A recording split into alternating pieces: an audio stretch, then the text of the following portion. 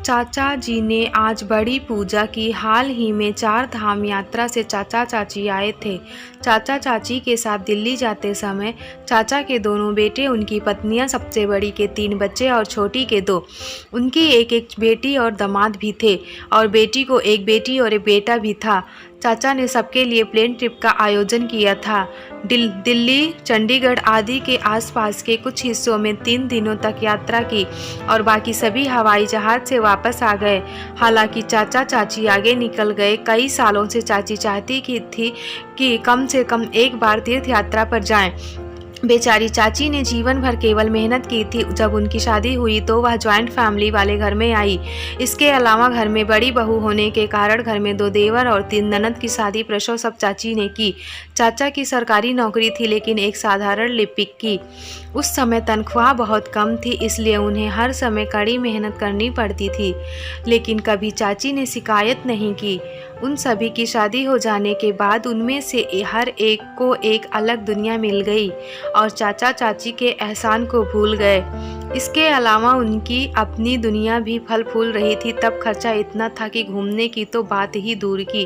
Retirement के बाद मिले पैसों से और जीवन भर की बचत से 2 मंजिला मकान बनाया और 2 बच्चों के जीवन यापन की समस्या दूर हो गई।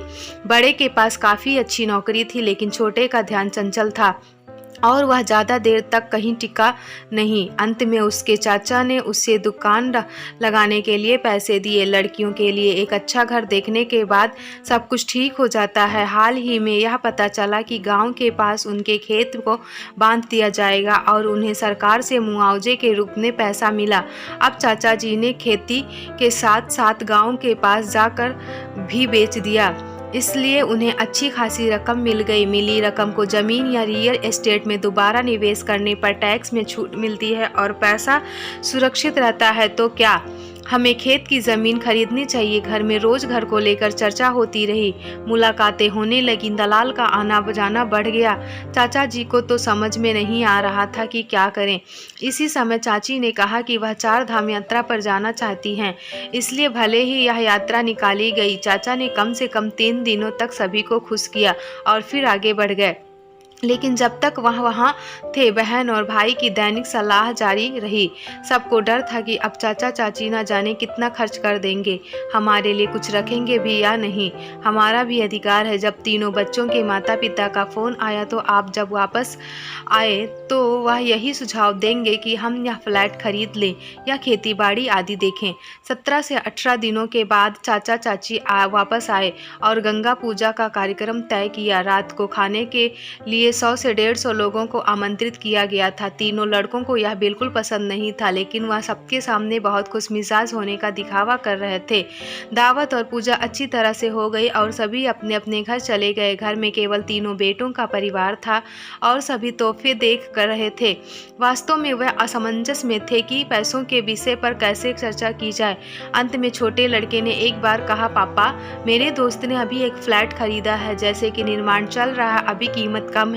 वह कम पैसे में 3 फ्लैट छोड़ देगा। क्यों न जाकर इस रविवार को देख कर आएं। लेकिन चाचा अपने पोते से बात कर ही रहे थे कि अचानक उन्होंने कहा, जब हम यात्रा कर रहे थे तो वहाँ मज़ेदार था। एक मंदिर में बहुत अच्छा उत्सव चल रहा था। रात का खाना चल रहा था। बहुत भीड़ थी और बहुत सारे व्यंजन पके हुए थे।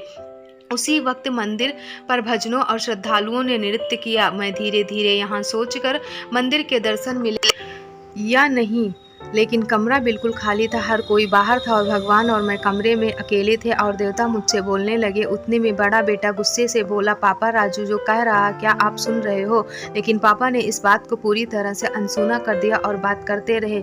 भगवान ने कहा कि देखो सुंदर, ये मेरे नाम पर उत्सव है, मौज सबकी है। सुबह पूजा हो चुकी थी। फूल पत्ते पानी मुझ पर रखे। अब वह फूल पत्ते सड़ रहे हैं, उसकी दुर्गंध फैल रही है, उसमें से कीड़े मुझ पर चल रहे हैं और अब इस गंदगी को कोई साफ नहीं करना चाहता।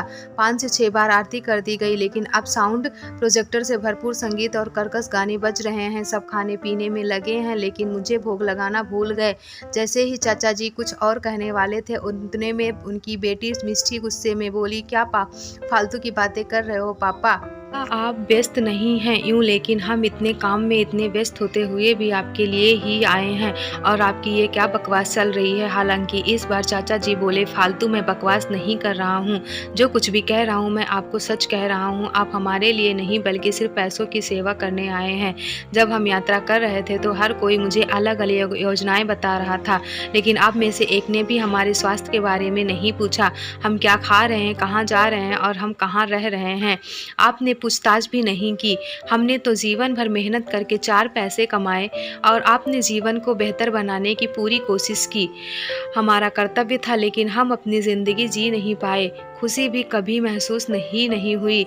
आपने इसके बारे में कभी सोचा? जब यात्रा पर आपकी माँ का जन्मदिन आया तो आप तीनों में से किसी ने भी साधारण शुभकामनाएँ भी नहीं दी अपनी माँ को। मुझे पता है कि मेरे पास जो पैसा है उसका क्या करना है। ऐसे ही मेरे बाल धूप में सफ़ेद नहीं हुए हैं।